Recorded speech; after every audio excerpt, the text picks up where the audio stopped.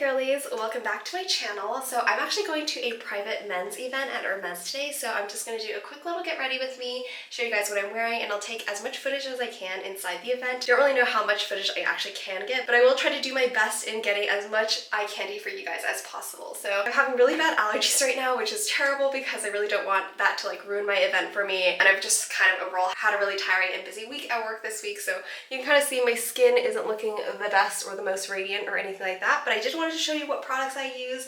Also, someone did ask me if I use the Dyson Airwrap to curl my hair. Actually, no, I have this little hair styler from Target, I think. I bought it in high school and I still use it. It's called the Kiss InstaWave. And this, I'll just plug it in really quick. Basically, you turn this button and it kind of like twirls the barrel around. So you basically just like get a little piece of hair and then you twirl it around. You just press this button, twirls it around. You wait until it beeps. I think it's like 30 seconds and then you're done. Usually this hair takes me like, I don't know, 7 minutes to do in the morning. So I absolutely love this, and this was only like, I don't know, $40, and I bought it in high school and it still works. So I've been hearing some issues that Dyson has been having about quality kind of when your products get older. So if you are kind of concerned about the price of the Dyson Airwrap because you want these beautiful luscious curls, check out the Kiss InstaWave because in my opinion it does an even better job. So that is that. I also usually curl my bangs up. So I have a little bobble hair curling thing, and I just take my bangs. They're pretty long. I don't really know if you can consider them bangs anymore at this point, but I do like kind of the side swept look. So all I do, it's really, you know, simple and popular way to curl your bangs in Korea, but you just basically do your very best to curl all your hair onto your curler. It's usually pretty messy, and then all you do is you grab your little hair dryer like so, and then you just kind of put heat on it for about 30 seconds.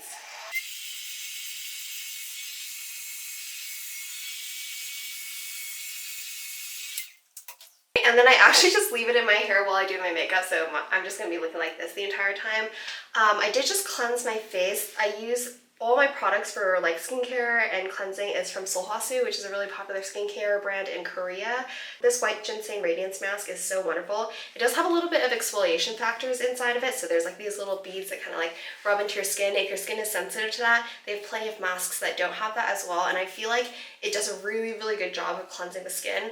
For a period of time earlier this year, I think it was the stress or like I wasn't sleeping very well, but my skin was getting really, really bad and it was breaking out. And I am naturally just a person that has pretty clear skin, so I had no idea how to deal with it. I just started using the Solhasu cleanser and it like cleared right up. So ever since then, I don't really have any breakouts really. Sometimes I'll just get like a little bump here and there, but that's about it. And then I also use their ever popular First Care serum. This one, I just do like 2 pumps basically, and I just rub it all along my face. I am Korean, but to be honest, I'm not really good at skincare or makeup, and unfortunately I think it's because I was lucky enough to have good skin when I was younger, so I was never in a position where I felt like I needed to learn about different products or like get good at makeup necessarily. But now as I get older, you know, I'm seeing like dark circles, I'm seeing wrinkles around my eyes, and I want to get good at it, but I just don't really know how, and I feel like it's kind of too late at this point for me. I don't know. But yeah, so this is just to kind of lock in a little bit of moisture before I start my makeup.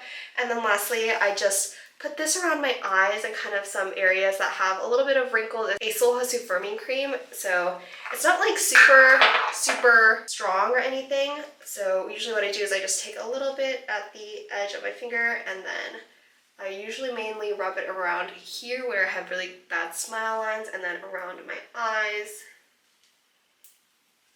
and forehead.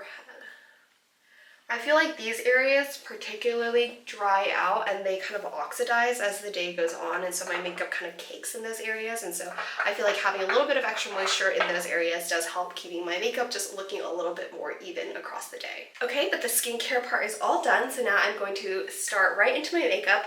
Again, I just want to preface that I'm not very good at makeup, but I will just show you the products that I use and how I use them just in case you're curious about it as well. So I go for a really natural makeup look. I don't use a lot of foundation. I mainly use just like spot concealers and a little bit of foundation if I need any kind of touch up. I only ever do this one look that I'm about to show you. Anytime I ever wear makeup, I'm only doing it in the exact steps that I'm about to show you, and I never deviate from that path. And that's just because, again, I'm not that talented at makeup, I would say, and it just works for me, and I like to look like I haven't really touched up a lot, just like I want to look very natural. So this is what's been working for me. So if you're curious about any of the products I'm using, they'll all be linked down below. So the first one is just a regular concealer. So this is from a Korean brand called Luna. For a very long time, I also used this NARS concealer. I think the shade is Cafe Au Lat Light 2.4. So this also works pretty well with my skin tone, but I have opted for a lighter kind of concealer these days just because winter is approaching. So I'm just going to start at the underside of my eyes because I've been having really bad dark circles. And then I just take my beauty blender. I'm looking really weird right now, but you just kind of blend it out. And then around areas that I feel like need a little bit more coverage, I do just do a second layer of the concealer. So usually it's just around my under eyes and then around my nose once again. And that's basically all I do for the base. I am going to go in with a color correcting concealer here. So this is just to target the dark circles under my eyes. What I do is I grab my flat-headed concealer brush here, and I'm going to specifically focus on the red pigmented color correction. And the key here is to do really, really light strokes of the concealer cream and then do multiple layers as you go. So I do just blend it out with my beauty blender again in the corners of my eyes. I don't know, can you guys tell the difference that this side is a little less dark circly than this side? I think you can kind of tell. If you do feel like it's a little bit not enough, you can just go back again and just do a little bit more coverage. Of course, this method is not going to completely take out your dark circles, but definitely in natural lighting. The lighting in my bathroom is kind of bad, but natural lighting, kind of when the sun is kind of not just like so directly above your face, it does do a really good job of covering those dark circles. This side didn't get any coverage and this side did. I think you can tell a little bit. So I'm just going to repeat what I did on the other side of my eye. And then because actually my nose has some redness to it, I am going to be taking the green part of the colored concealer trio and just covering that up a little bit because red cancels darkness and green cancels redness. I also usually take this mochi puff. It's from Philly Millie in Korea. You can usually do this with foundation, but this puff kind of helps make sure that the concealer that I just put on is really absorbed into my skin almost. So I just do a couple of puffs around my face and voila, the base is done. The next step that I do is add a little bit of powder to my skin. So this is w-airfit powder. This one is also a really popular one in Korea. Pretty much all my makeup is Korean. I'm sorry guys if you're thinking I was gonna do an American makeup look, but again, because of the whole natural thing and you know, the color of my skin tone, it's just much easier to get all my makeup in Korea, I feel like. So I'm just gonna take my little powder brush that's very fluffy, tap it a little bit, and then do just a really, really light layer of powder on my face. I think for powder, you have to be really careful, especially with skin types like mine, which are kind of like a combination skin tone, I'd say. Sometimes the powder can definitely just make your face look a little cakey, so it needs to be really light with your touch, and you should be good to go. So I'm next going to go in with my contouring shadow. So this is from Wake Make. It has a really nice gradient to it. I just ran out of my Too Cool for School like art box contour that literally every girl uses in Korea, but this one actually is really, really nice. I feel like it's a little bit more creamy than the art box one, so I'm gonna just go to this one full time. But I am just kind of contouring the undersides of my cheekbones. I'm also contouring the outside of my face. Again, I gotta go really light with it and just make sure that you're going like all the way to the back of your jawbone. And then also also around my forehead. And then specifically focusing kind of on the lighter side of this, I'm just going to also shade the upper portions of my cheekbones. And then, this is really bad, you shouldn't really do this I think, but I basically kind of put shadow on the two ends, like the two sides of my brush, and then I use one side on one side of my nose and one side on the other. Again, it's not like a great contouring method, but it just gives you a tiny bit of shadow on the side of your nose that it doesn't look like you really even put contour at all. I'm almost done with my face makeup. My makeup look is super easy, super short to do, but next I'm going to go in with a little bit of a highlighting blush from Chanel. This one is the Eclat du Desert Illuminating Powder. I don't know if this shade is available in store anymore, but it does come with a little brush here like so, and then underneath it was part of I think it was a seasonal one, so it did have kind of like a desert kind of embossing onto the blush, but I'm just going to take my blush brush, dab it very lightly because this actually does come on pretty strong if you're not careful, and just put it on the very tips of my cheekbones.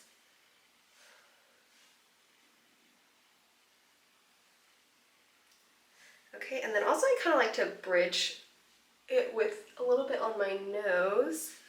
And you can tell that it does have a little bit of that illumination, but it's not too strong. It's mainly just like a very, very, very neutral blush shade.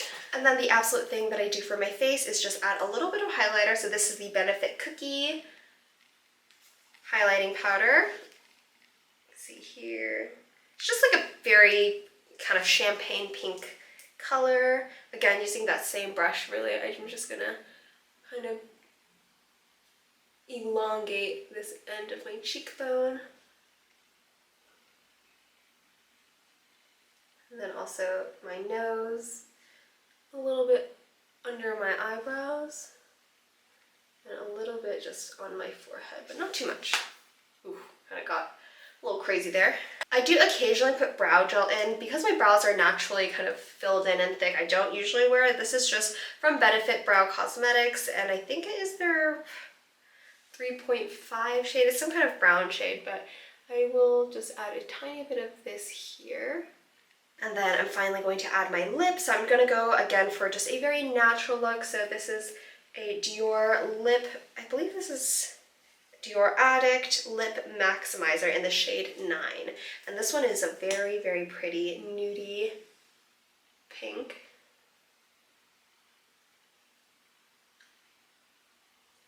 I really want to learn how to do the kind of like over lip look that a lot of Asians have been really into these days. Kind of like it makes your lips like so beautifully plump and large.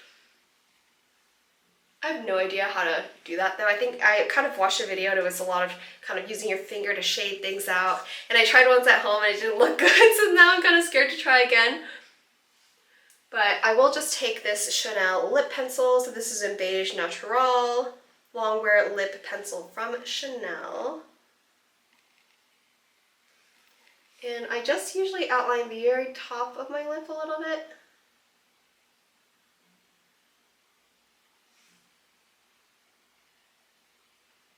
As well as slightly on the bottom.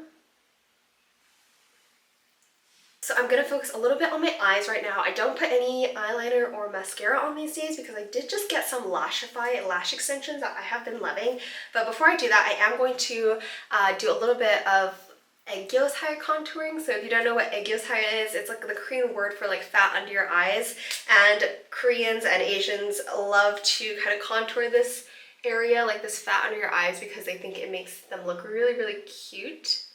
So I do find that it's cute. I think some of the looks make it like too much. I think there's like something called like Douyin makeup that's more Chinese focused, and they kind of go ham on this part and make it like really large and really accentuated. Don't think I like that look necessarily, but just adding a little bit of contour does kind of make me look a little bit like fresher, cuter, younger, you know? This little kind of like baby fat contour pencil is from GRWM Make. This is a Japanese brand, but they're also sold across like all Olive Young's in Korea and also in the global Olive Young store, so that one's really easy to find. And then lastly, I'm just going to take a very, very tiny little brush and add a little bit of highlighter to the mid portion of the underside of my eye. And that kind of adds to that little contour effect where it's kind of popping out towards you. And then also I add a little bit of highlighter just on the inner corners of my eye. And that is that. So I am totally done with my face makeup. The only thing left to do is now to add my lashes. So I recently got the Lashify starter kit. It's kind of dirty, but it comes in this box right here and it gives you all the necessary tools you need. So it gives you like some starter lashes, it gives you the bonding gel, it gives you the tool to help you add the lashes, as well as like a glow serum kind of thing on the bottom. And I have already gone through a lot of the lashes. I actually did purchase a ton of additional lashes. And the really great thing about Lashify, because I was kind of concerned, I was like, okay, I'm going to wear them once and then they're going to fall off my eyes or whatever, and then I'm going to keep having to spend a decent amount of money to keep getting these lash refills. But actually the bond on Lashify is so strong that you can wear the lashes they put on for several days, which I absolutely love. So the last time I put on lashes, they lasted for like 4 days before one of them started to get loose, and I just took them all off because they were getting a little bit annoying. But that, I think, brings the cost per wear down a lot, which a lot of other kind of lash extension brands don't offer. So I am going to be using their bold lashes. They have a lot of different types of lashes and a lot of different types of lengths. This is my first time kind of experimenting with multiple lengths, but I did like the bold line that they offer, so I'm going to stick with that. And they have a lot of different lengths, like I mentioned to you. So I'm gonna attempt. This is the first time I'm ever gonna attempt to do like long, medium, and short lashes on my eyes. But with the lashes on, that totally completes all my makeup for today. I'm just going to take out the little hair roll here. See how my bangs turned out. I kind of just want to brush them. Make sure your hair is parting in the right way. You can kind of see that just gives you like that kind of blown out look from both sides. And because the event is a little bit later today, I am going to just be using the Dry Bar Moneymaker hairspray. It's not really a hairspray, it's kind of like a hair hole, which is really nice. It's like a lot less sticky and hardening as regular hairspray. And that is that. Let me just bring you guys out of the bathroom just so you guys can get a better look in some natural light. Okay, a little bit more natural lighting here. This is the final look, so just, you know, don't look too closely at the lashes, but you know, from afar, they're doing their job, they're doing their thing. Again, I just go for that look where it doesn't really look like I put that much makeup on, and I didn't really put that much makeup on, but yeah, I do like the natural look. It's just easy to do for me. But yeah, let me know what you guys think. I'm now going to get dressed. Alrighty, so this is the final look of today. I have my Oasis sandals. I'm wearing this beautiful Zimmermann dress and then paired it with my Birkin. I felt like the florals on this dress really complemented kind of like my twilly that also has a lot of detailing in it. I have my Yosh necklace on and my love bangle, and then I just popped on these dangly earrings.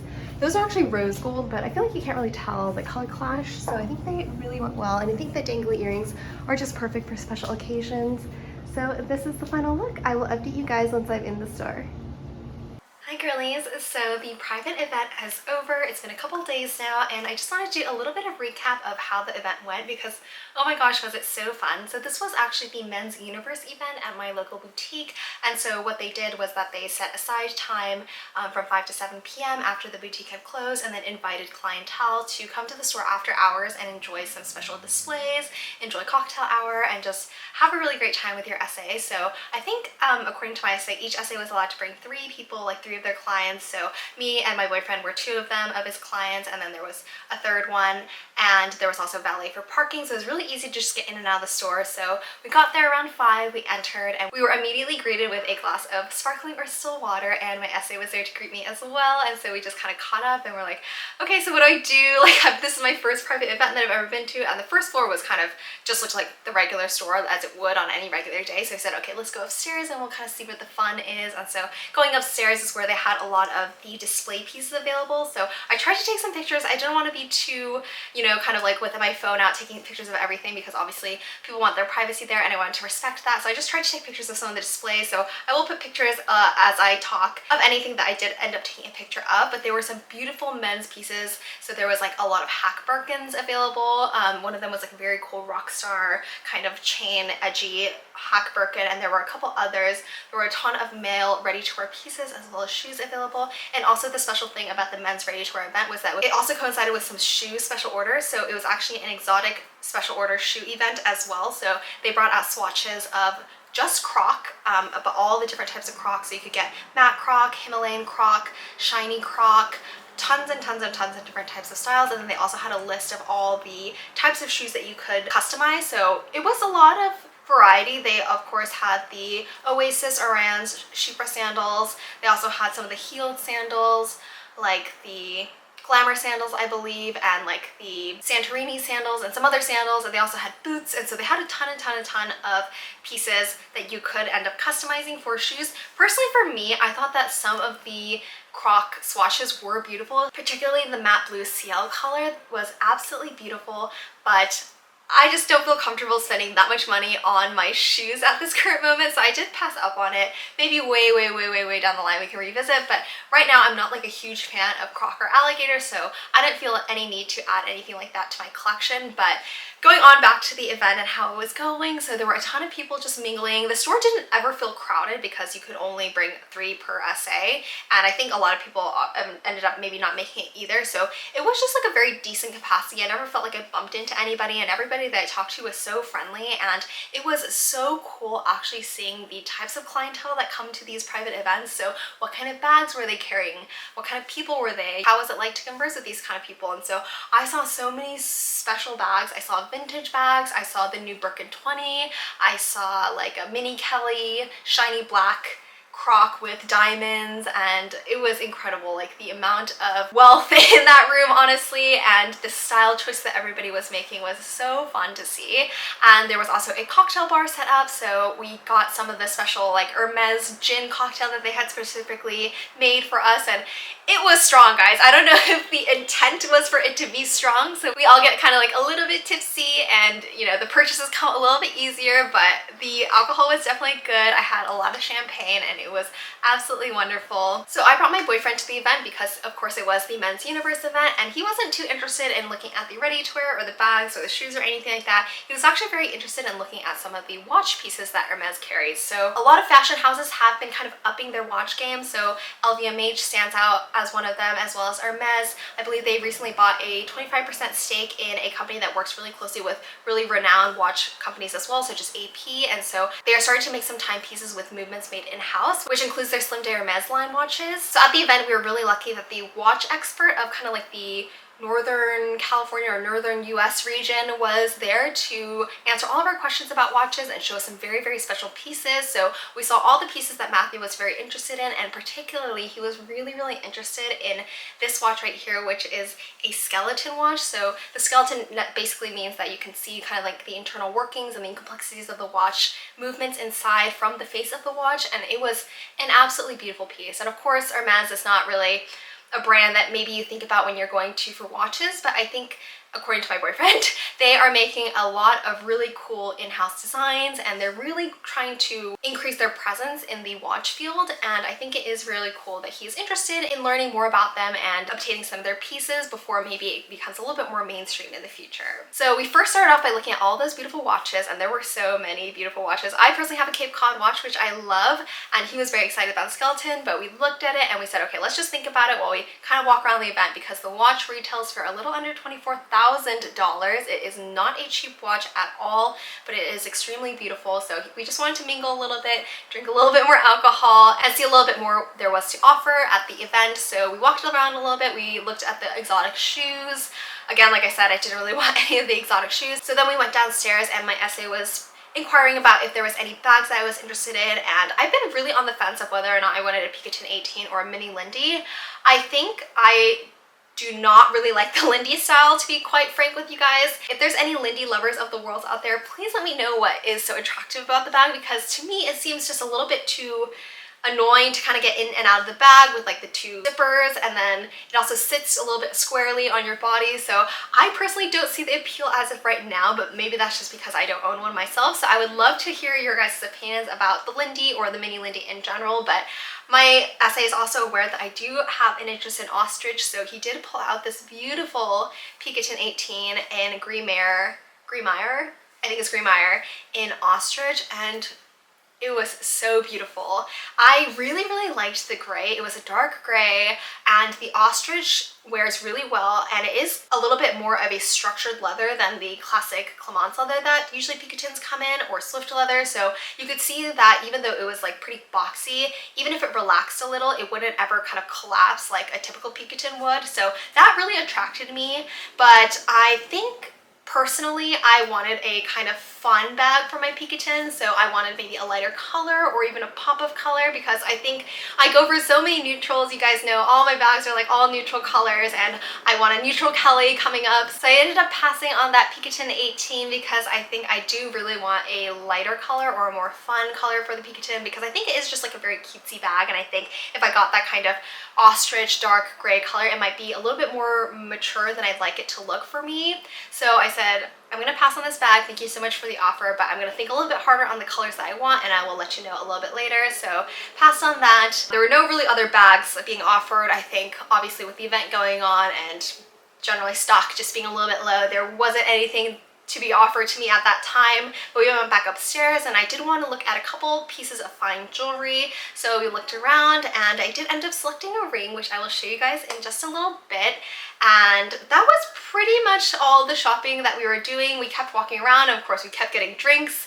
The free alcohol, you know, gotta drink your money's worth a little bit. And we just had a really great time. Like, my essay actually dedicated all this time to us, and so it was just great walking around together for 2 hours, laughing, joking, just getting to know each other better. And I think like the three of us vibe really well, and we just had like the absolutely most wonderful time ever. So kind of towards the end, we were waiting for another glass of wine at the bar, and then my essay says, you know what, I'm gonna go check on one thing. I might come back with something, I might not come back with anything. And I was like, okay, sure, disappear, whatever. I'm just gonna go get my glass of wine. And so he appears a little bit later, and he does bring me something very cute and very special, which I'm so happy that he did. I said yes to it. You guys will see what it is in just a second.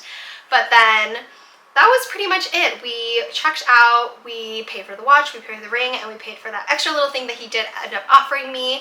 And then we kind of just hung out because we just wanted to kind of sober up a little bit and chill and just enjoy the rest of the time of the event. And once we did check out, obviously that was a very, very, very large purchase. And so I did want to reiterate a couple things regarding my quota bag. And there was just one clarification I wanted to make. On my list, I did say that I was open to both palladium and both gold hardware, and I had listed light grays and kind of whites, so like Nata or Cray were all okay with me. But then I just wanted to clarify that actually I did really prefer the light gray with palladium hardware in the K25 Cellier style, and I was happy to wait for as long as it takes really until that bag comes. And I do feel like I was kind of in a position where it was okay to just make that clear. And of course, again, like I said, I'm fine with waiting. I'm not in a rush to get any of these bags. I just want the perfect bag because I am going to be engaged in a year, or like within a year basically. So I really would love that as a wedding bag. So I don't really want to compromise on that, and so I just let him know like that's kind of what's going on, and so I love that. And also, if you have any mini Kellys available, of course I'm also always on the lookout. So of course, as you can see, the amount of spent that I've done after my Birkin is kind of astronomical at this point. Thanks a lot to my boyfriend purchasing the watch. Again, I don't think it's just because I spent a bunch of money. I'm guaranteed that a bag's coming in a week or even within the year. It's just kind of luck of the draw. Does the bag of the correct specifications come in? And even if it comes in, like how many other people are also waiting for that bag? Just because I spent tons and tons of money does not guarantee that I'm like the top of that list. So it's all just a waiting game. I think a lot of people, a lot of Hermes lovers out there understand exactly what I'm going through, but I'm just chilling, I'm just enjoying it. I think I'm pretty done with the majority of spending at Hermes for this year, in my opinion. I've spent quite a lot, as you guys have seen from my kind of Hermes series that has been going on my channel. So I'm just kind of waiting for the right Kelly to come along, hopefully. So I'm going to get into a little bit of the unboxings now, and at the end I am going to just share one update. This is kind of for the viewers that have been sticking around and are going to watch to the end of the video, but there is a little bit of a situation that has been going on that I do want to talk about that regards Hermes. So let's first get into the unboxing.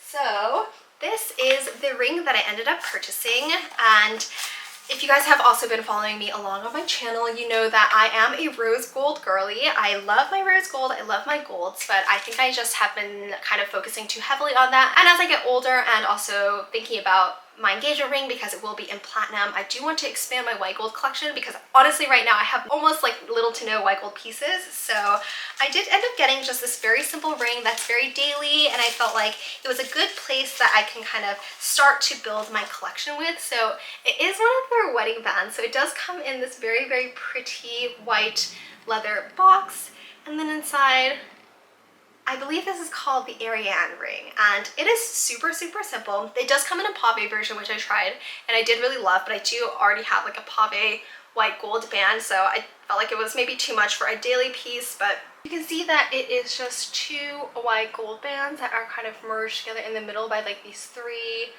kind of little vertical lines here. And let me just put it on. I think that it is just super simple, super chic. And you can either wear it where you can kind of barely see those vertical lines running up and down, so it kind of just looks like two rings stacked on top of each other, or you can wear it such that you do get that kind of like H effect where there is one vertical line running down. So either one is totally fine. I think it's such a nice little daily piece. It was a little bit, I think it was like 1.2K around, and it's just a simple white gold band that is just a really nice daily piece that I'm very excited to start wearing. So the third thing, other than the ring and the watch that my boyfriend got, I did end up getting offered this, and it is my very, very, very first Pegasus. Yes, look how cute. So I have currently two Rodeo charms, and this is my very, very first Pegasus, and this is in the color Sesame. It is really, really cute. It's kind of like a more warm, light brown kind of. It's definitely lighter than the gold color on my Birkin, and it does give a little bit more yellow, I would say, but it is really, really cute. The monograms are always so adorable, and it's really funny because a lot of my Rodeos have like really floppy tails, but for some reason this guy has got a really, really stick straight tail. So this guy is so, so cute, and I love the monograms because I think they'll look so good on any kind of like a solid color bag as well. So if my white Kelly comes along or my light gray Kelly comes along, I think this would be so adorable. So it's kind of funny. I did spend a lot of money. I didn't expect any offers really. I wasn't looking for anything in particular. I don't have any bags that are like on my list really, but getting offered this was still good enough for me. Now, you can see that there's obviously a bag in the back, and I'm so glad I turned down that Greenmeyer picotin, because the very next day I was actually offered this incredible picotin. So I'm actually going to be unboxing that in the next video because I don't want this video to be too long, but the next video will come up very, very soon, so do not worry about that. And I'm going to show you the absolutely most wonderful color ever. But again, I did want to talk about a really, really quick situation that I'm kind of experiencing right now with Hermes. So we did take the watch home on Thursday night, which was the event, and then my boyfriend was obviously very excited. He tried the watch on and he was trying to set the time, and the watch didn't come with the correct tools, nor did it come with the instruction manual, so we were just a little bit lost. But you know, obviously setting a watch time is usually universal. You kind of just like turn that little knob on the side and the hour and minute hands will circle around so you can get the correct time. But there's actually a very special thing about the skeleton watches that it also sets the moon phase, so you can kind of see like the moon go in circles as the month goes by, and the hour hand would not go past that moon phase portion. And we didn't want to touch the watch, we didn't want to cause any damage to it, so we weren't obviously trying to force the hour hand to go past the moon phase, but we noticed it, and I let my SA know that we didn't have the instruction manual, so maybe we were just like not setting the time correctly. And so on Friday when I picked up this bag, he also gave me the instruction manual and then said that they were working on like the guarantee papers or something, or the authenticity papers, because we didn't get that at the time of purchase either, but it was because the warranty timeline is changing or something like that. So he said we'd get those later, so no worries there. But then again, we read the manual and we could not understand like why the hour hand was not passing the moon phase portion of the watch. And so this morning I actually brought it in. It's been 2 days since we bought the watch. I brought it into the boutique and my essay was not there today, so we just talked to the general manager. And unfortunately at Hermes, I just don't feel like there's any watch experts. Of course, this is a little bit more of a special watch, like a little bit, it's not bespoke of course, but it's just like a little bit more of a probably harder to sell watch. People don't see this watch that often in stores, and so it's not like a Cape Cod watch where they're, you know, those are kind of like flying off the shelves. So everybody we spoke to, I think there was like 4 people who came and tried to help us, didn't really understand what we were talking about.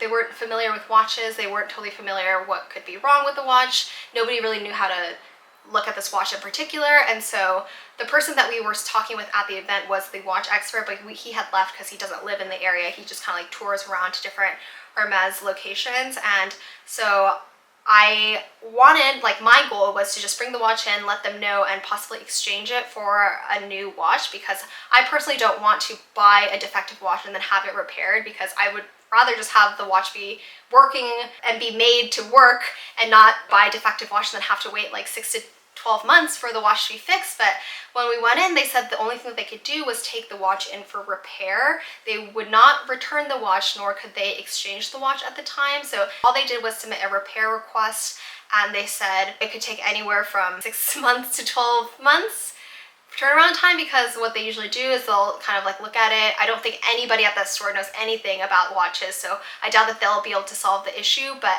they said in most cases they'll have to send it back to Paris, or worse, because it's not really where they make the watch. The watches aren't made in France, they're made in Switzerland typically, so the watch will actually have to be sent back to Switzerland.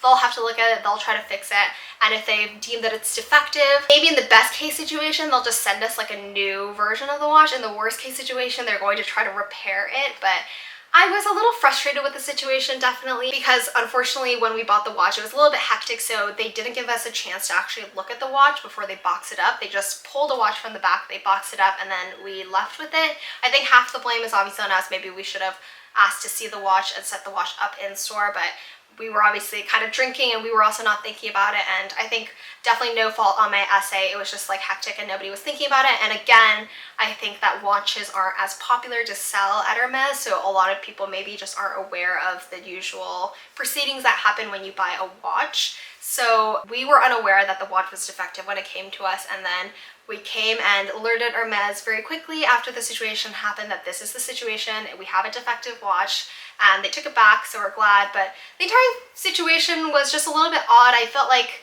they weren't kind of understanding about that this is a $25,000 watch that can just be tied up for a year. I know that defects can happen on bags all the time, like Birkins and Calais, and they can be sent off to Paris, but again, that's like a $12,000 bag being on hold for a year, which is also really terrible. But $25,000 is a lot more money than that, and the fact that they were not willing to kind of either refund us or exchange us, or just like there was no really workaround. It was just like, okay, we have to take it for repair and that's it. And I totally understand that that's store policy, and I'm happy to work with it. I was very polite in store. I didn't want to push any which way or the other, because I was also unsure of how to respond to the situation, because this is the first time that anything like this has happened to me. So it's just in repair for now, and hopefully they'll give us an update pretty soon. But it just makes me a little nervous now about how Hermes might treat situations when there is like a defect or fault on their end. I know that everybody has to work with a certain kind of step procedure to do things, but again, it was only 2 days after the watch was bought. It wasn't like we used it and then the watch got broken and then we had to set it up for repairs, and I'm like upset that we were waiting. It's like, well, the watch that they sold was defective, and I think that they had other watches in store, because we knew that that wasn't the only one in store when we bought it. So unless like within 2 days another person had purchased the same watch, there was definitely another one in store. So I don't know, I'm feeling a little bit upset about the situation for sure. I think the feeling will pass, but I just wanted to let you guys know that that's the situation. That's why I can't actually show you guys the watch at the current moment, because it is absolutely beautiful, and I was really excited to share with you guys the purchase. But unfortunately, I have no idea when that watch is coming back, and it really sucks because especially since my boyfriend is very interested in watches, and this is kind of like a luxury fashion YouTube channel. I wanted to have him also kind of like feature on the channel to have like watch talks about anybody of you guys who are also interested in watches, so you can talk about the history of Hermes watches or the history about like other brand watches and the complexities and what makes them cool, what's interesting to them. So unfortunately, we can't do that either. So just to keep you guys in the loop, that's kind of what's happening. I'm not upset at any particular person about the situation. I'm just a little upset at the situation itself, and I hope that you guys can understand where I'm coming from as well. If you guys have any opinions on what happened, or if you feel like I should have done something a little differently, I would love to know down in the comments. Again, I am a relatively new customer to Hermes, so I don't want to step on anybody's toes, and I was a little unsure how to react in the situation, so